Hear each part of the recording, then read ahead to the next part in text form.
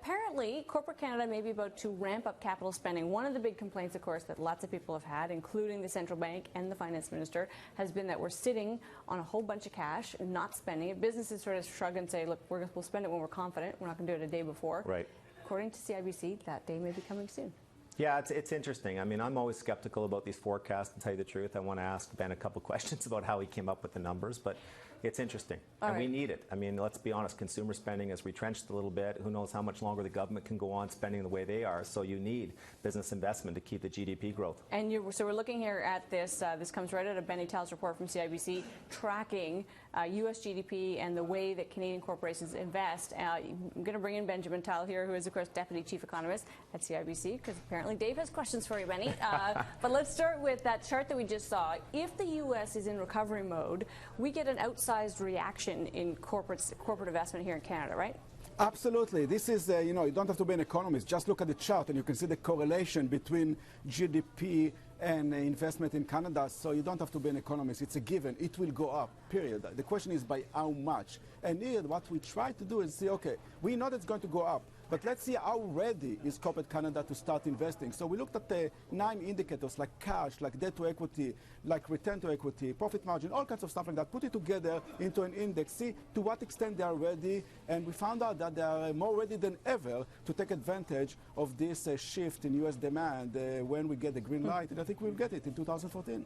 Ben, I've spent 30 years reading economist forecasts, and I've learned a lesson. Never read economist forecasts. When you look back at the Federal Reserve, for example, in the last 6 or 7 years, forget missing the credit crisis, their last 5 years have been abysmal forecasts, almost always too optimistic. Your whole thought process here is predicated on you getting the GDP growth right in the States. You're saying it's going to go up significantly beyond most people's expectations to 3.2%. How do you get that figure? And frankly, how right have you been in the past? That's a very good question, and the answer is many times in the past, many, many times. And the issue is that clearly more than wrong. And the question is not about numbers. I think that people like to make those jokes about economists. At the end of the day, you do need some sort of someone to look forward to what's going on, looking at numbers and not making guesses. And yes, you can be wrong, you can be right, but the issue is that you have to remember that the fiscal cliff in 2013 was a -2. Right. For the U.S. They started for -2. So to get to 3% GDP, which is not a crazy call, actually it's almost a consensus, is basically very reasonable because you will not get, you start from -2. So I think the issue, of course, is that not to what extent the U.S. will recover, because it will recover, how rapid it will be. Then you look at the correlation with business investment, and you see that this correlation is extremely high. Again, given the fact that they're ready, I think it's a reasonable guess to say that corporate Canada will increase investment in 2014. It's not a crazy call. It's a reasonable guess given the information that we have. So I didn't like this comment. So Benny, let's talk then about how important corporate investment is. We know that we want businesses to spend and invest. What kind of economic sort of knock-on effect is there when businesses start doing that?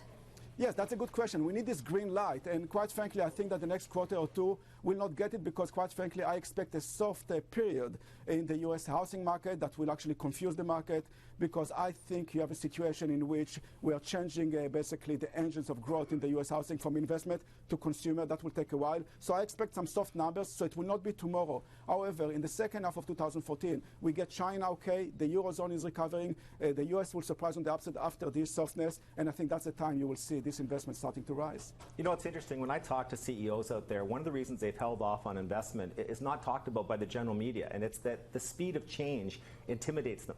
They go to make a major capital investment, and it's not necessarily overwhelmed by the speed of change 6 to 12 months later, but holding off would have given them a better ROI, and of course that creates a not so positive cycle. What do you think about that? Absolutely, that's a very good point, but at one point, this money will have to be redeployed one way or another, and we have this fog of uncertainty. Listen, just a year ago, we were still questioning the very existence of the euro. A year ago, people were talking about the possibility of China going into a hard landing. A year ago, people were questioning the recovery in the U.S., to what extent it's real. Now we know that the euro is here to survive. We know that China has achieved this soft landing, and we know that the U.S. economy is improving. So I think that this fog of uncertainty is disappearing. At one point, those CEOs will have to start investing, and I'm saying this point will be in 2014. All right. Benny, great to have you with us. Thank you.